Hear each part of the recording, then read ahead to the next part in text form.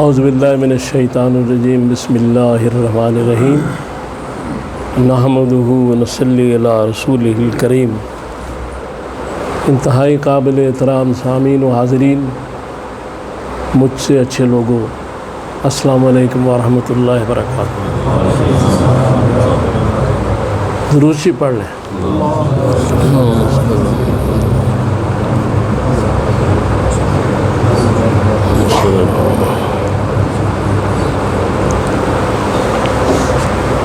آج کا جو موضوع ہے تکبر،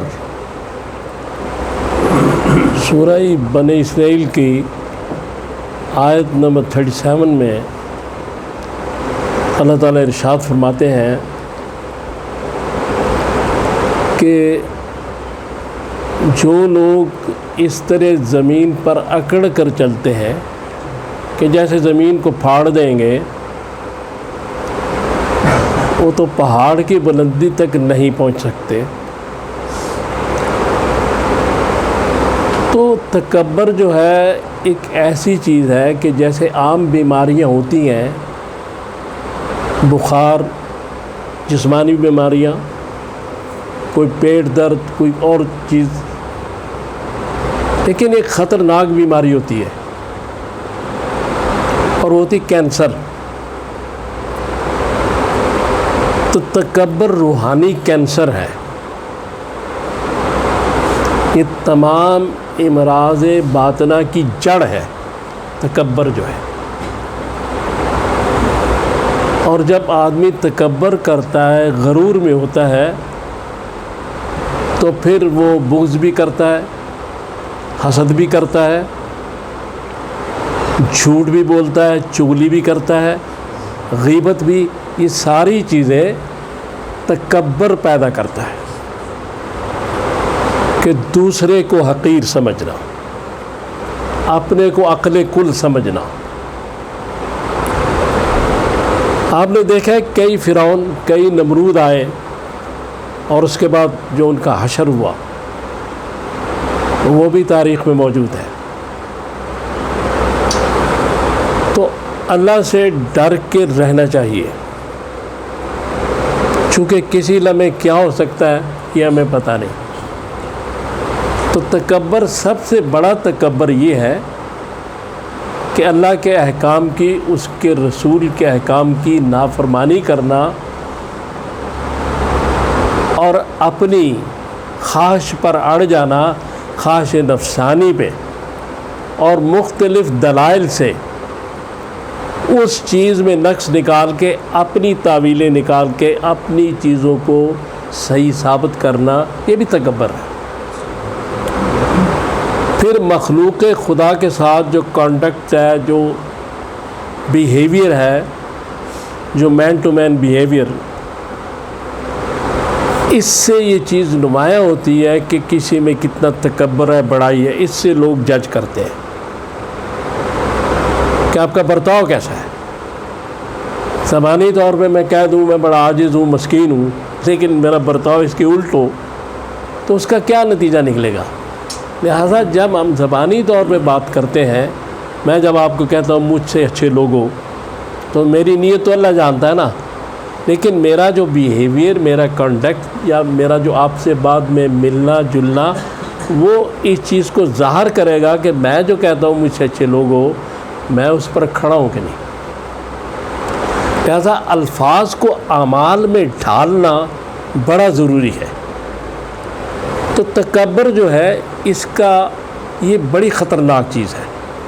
اس کی ابتدا شیطان نے کی تھی کہ وہ اللہ کے سامنے کھڑا ہو گیا تھا کہ اللہ نے پوچھا تو انہیں سجدہ کیوں نہیں کیا؟ تو یہ حکم تھا اللہ کا، کوئی شے بھی ہوتی سجدہ کر دیتا۔ اس نے بجائے کوئی اور دلیل دینے کے، یا اللہ تعالیٰ میں تجھے وحدہ لا شریک سمجھتا تھا، میں کسی کے سامنے نہیں جھک سکتا تھا، میں یہ نہیں کر سکتا، اس نے اپنی عقل کے استعمال سے یہ بات کی کہ میں اس سے بہتر تھا مٹی سے، میں آگ سے بنا تھا، اس لیے میں نے اس کو سجدہ نہیں کیا۔ یہ تکبر ہے اور یہی اللہ کو پسند نہیں آیا۔ سورہ سواد جو ہے اس کے آیت نمبر 76 میں یہ بات ہے۔ تو یہ بات اللہ کو پسند نہیں آئی۔ تو ایسا ایک جن جس کا نام عزازیل تھا، جو اپنی عبادت اور بندگی کی وجہ سے فرشتوں میں بیٹھتا تھا، وہ اس تکبر کی وجہ سے راندہ درگاہ ہو گیا. تو ہمارا کیا بنے گا، یہ ہم نے سوچنا ہے کہ ہمارا کیا بنے گا. ہم تو اتنی عبادت شاید نہیں کر سکتے، ہماری عبادت بھی جیسی ہوتی ہے ہمیں پتہ ہے. لہٰذا جب ہم اس چیز سے ہٹ جائیں گے، تکبر کو ختم کر دیں گے، تو اس کا نتیجہ نکلے گا کہ اللہ کی برکات ہمارے ساتھ شامل ہوں. جب تکبر ختم ہو جاتا ہے، دو چیزیں ضرور آتی ہیں انسان میں، ایک ہدایت اور ایک برکت. اور یہ دو چیزیں بہت ضروری ہیں ایک مسلمان کے لیے. یعنی قرآن میں سورہ حشر کی آیت نمبر 21 میں یہ بات کی گئی. اللہ تعالیٰ فرماتے ہیں کہ ہم مثالیں دے کے سمجھاتے ہیں اور ان چیزوں پہ غور و فکر کرو.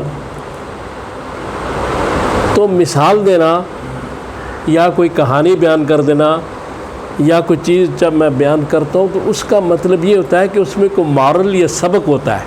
وہ چیز کا غلط ہونا، کہانی کا صحیح ہونا علیحدہ بات ہے.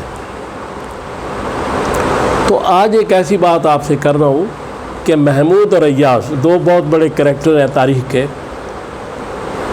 تو ایاز ایک بڑا چھوٹا سا آدمی تھا، مالی تھا. تو اپنی صلاحیتوں کی وجہ سے محمود نے اس کو وزیر بنا دیا. اب دوسرے وزیر اس سے جلتے تھے کہ تو معمولی آدمی تھا، ہمارے برابر بیٹھتا ہے.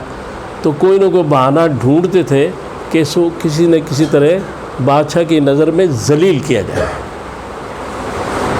اب اس کی ایک عادت تھی کہ روز رات کو کام کرنے کے بعد، ختم کرنے کے بعد ایک خاص کمرے میں جاتا تھا. انہوں نے 2-4 دفعہ دیکھا تو انہوں نے سوچا کہ یہ وہاں جا کے کوئی خزانے سے چیز چوری کر کے چھپاتا ہے. انہوں نے بادشاہ کہا کہ یہ ایسا کر رہا ہے. تو محمود نے کہا ٹھیک ہے بھائی، اس کو ہم پکڑتے ہیں. ایک دن وہ اپنے کام ختم کر کے جب وہاں پہنچا اس جگہ پہ، تو بادشاہ اور سارے لوگ پہنچ گئے. وہاں انہوں نے دور فاصلے سے دیکھا کہ اس نے کمرے کا دروازہ کھولا، پھر اندر ایک صندوق تھا اس کو کھولا. انہوں نے سمجھا کہ اب واقعی یہ خزانے سے کوئی چیز لا کے اس کے اندر رکھ رہا ہے. سب پہنچ گئے. جب وہاں پہنچے تو اس نے جب ان کو دیکھا تو انہوں نے کہا جی یہ تو میرا ایک بڑا راز تھا جو آج ظاہر ہو گیا ہے. کیا راز تھا؟ اس نے اس صندوق میں سے اپنا ایک پرانا سا جوڑا نکالا. اس نے محمود سے کہا حضور جب میں آپ کے پاس آیا تھا تو یہ جوڑا تھا میرے پاس، میری یہ حالت تھی، لیکن آج آپ نے اس مقام پہ مجھے پہنچایا ہے. میں روز اس کو آ کے دیکھتا ہوں کہ اپنی اوقات نہ بھول جاؤں.